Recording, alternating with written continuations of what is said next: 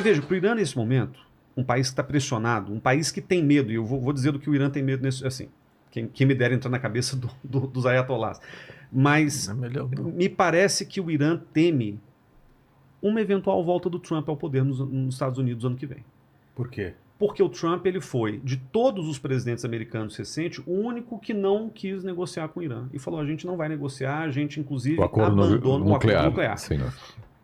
Porque o Irã... E fechou as torneiras. E fechou a torneira. Porque o Irã... O que aconteceu? Só recapitulando aqui para o nosso ouvinte. Em 2002,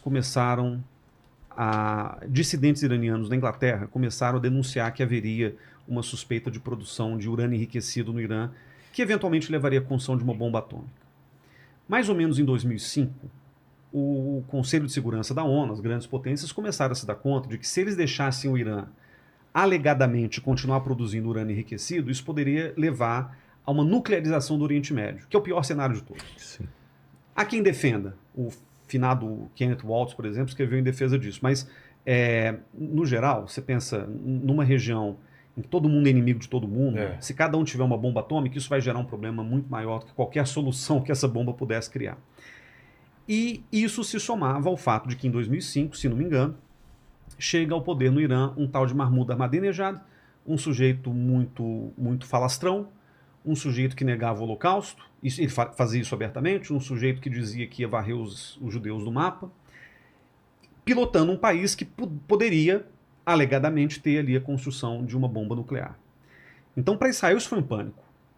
Todas as vezes que eu fui em Israel, eu ouvi de pessoas, até pessoas comuns na rua, dizendo o maior problema existencial para Israel não são os palestinos, é o Irã. Sim, porque o Irã é quem tem condição de destruir Israel se quiser, né?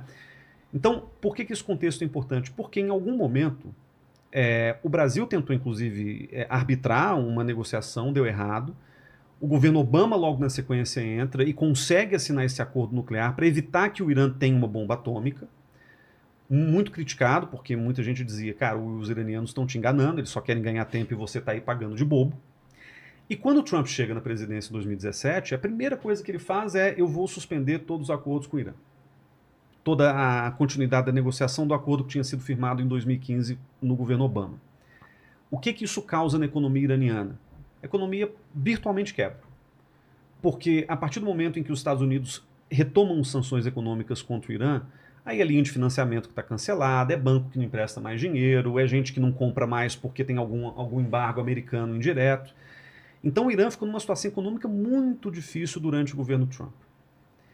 E aí a China entra nessa equação, porque a China em inglês a gente chama de lifeline, né? É a boia de salvação dos iranianos em termos econômicos para poder minimamente garantir que o regime ainda continuasse. Se esse cenário que eu pintei faz sentido, eu acho que a China pode ser um fator de estabilidade do Irã, porque caso contrário, sobraria o Irã, ainda mais no caso de não ter exatamente uma bomba atômica, a opção argentina. Vai ter eleição na Argentina agora, não tem nada a ver com o Milei. A opção da Argentina em 82. Regime militar, piores índices de popularidade do regime na época, se não me engano era o Videla. E aí os caras vão a uma guerra em que eles sabiam que iam perder. Quer dizer, talvez gente achasse que não fosse, mas assim, estava tudo dado que eles iam tomar uma lavada nessa guerra. Foi um negócio patético, muitos argentinos morreram. Foi uma coisa assim.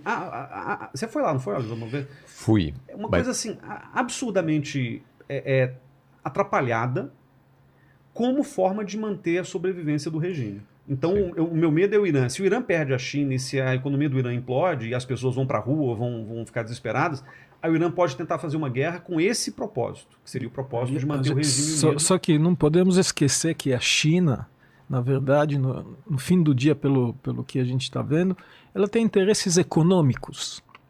Ela tem menos interesses geopolíticos, Sim. Tirando a área deles, onde eles reinam. O resto para eles é um puro interesse econômico no mundo inteiro. A briga deles é passar Estados Unidos.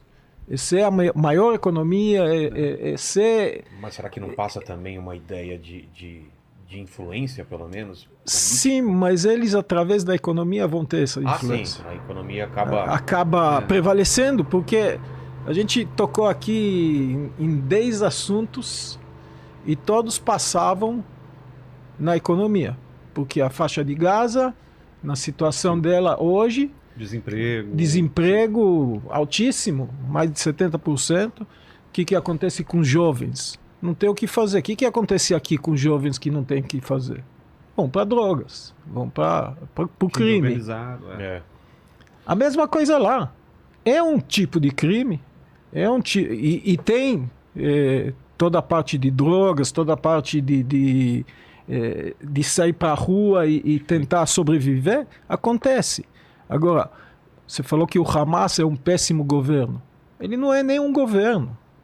O Hamas está, além de ser corrupto ao extremo, além de você pegar os líderes, tem mansões, parte deles tá na Catar, faixa de Gaza e parte grande deles está no Catar. Não está nem aí com a população. Isso antes do mundo árabe, mas eles mesmos. Então, o fato de fazer isso e demonstrar que eles podem ser um Daesh, eles fizeram isso de propósito. Eles não só mataram, estupraram, queimaram, degolaram, etc. Nem vamos entrar em detalhes e números.